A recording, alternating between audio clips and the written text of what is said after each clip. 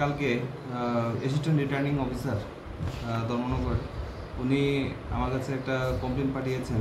একটা ওনাদের কাছে ভিডিও ভাইরাল হয়েছিল যে গত লোকসভা নির্বাচনে পোলিং স্টেশন নাম্বার 22 বাগবাসা অন্তর্গত সেখানে প্রিসাইডিং অফিসারকে কিছু মানুষ ফিজিক্যালি অ্যাসাল্ট করেছে, একটা ভিডিও ভাইরাল হয়েছিল। তো সেই ভিডিওর উপর ভিত্তি করে উনি sector officer, civil sector officer, micro observer তাদের রিপোর্টের উপর ভিত্তি করে আমাদের কাছে একটা কমপ্লেন লঞ্চ করেছেন কাজল দাস এবং কিছু আননোন মিসক্রিয়েন্টসের বিরুদ্ধে, যে তারা প্রিসাইডিং অফিসারকে ফিজিক্যালি অ্যাসাল্ট করেছেন। তো সেই কমপ্লেনের উপর ভিত্তি করে আমরা একটা স্পেসিফিক কেস রেজিস্টার করেছি, যার নাম্বার হচ্ছে 26/2024 কদমতলা পিএস কেস নাম্বার, এবং আন্ডার সেকশন হচ্ছে 353, 332, 131 রিপ্রেজেন্টেশন অফ পিউকাল অ্যাক্ট এবং 34 আইপিসিতে আমরা কেস রেজিস্টার করেছি। তো ইনভেস্টিগেশন চলছে এবং আইনানুগ ব্যবস্থা নেওয়া হবে।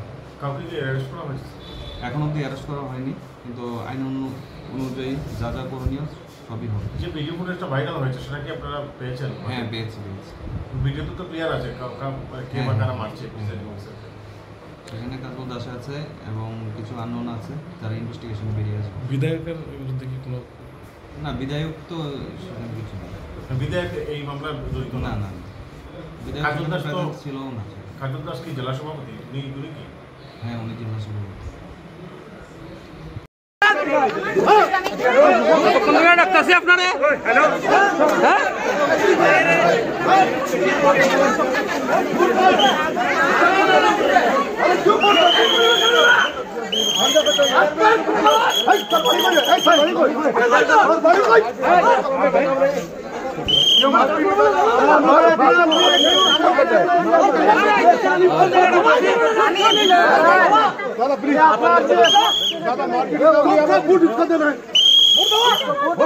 मारपीट